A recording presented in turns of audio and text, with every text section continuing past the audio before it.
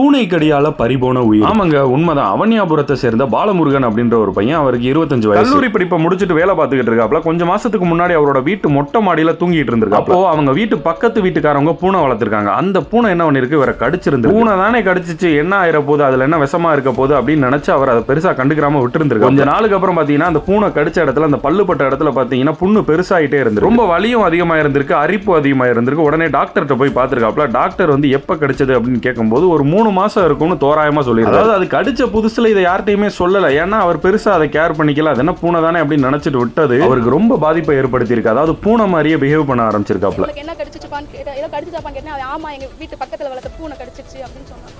சொன்ன உடனே சேர்ந்துட்டு அவங்க எதுவுமே கேட்கல, அந்த ரூம்ல அடைச்சிட்டாங்க. அவன் என்ன 2 நாள் நல்லா தான் இருந்தான். ஆனால் அன்றைக்கி நைட்டு என்னன்னு தெரியல, அவனாவே கத்த ஆரம்பிச்சிட்டான், கத்தி குதிக்க ஆரம்பிச்சிட்டான். அவனுக்கு என்ன பண்ணுறோன்னு அவனுக்கே தெரியல.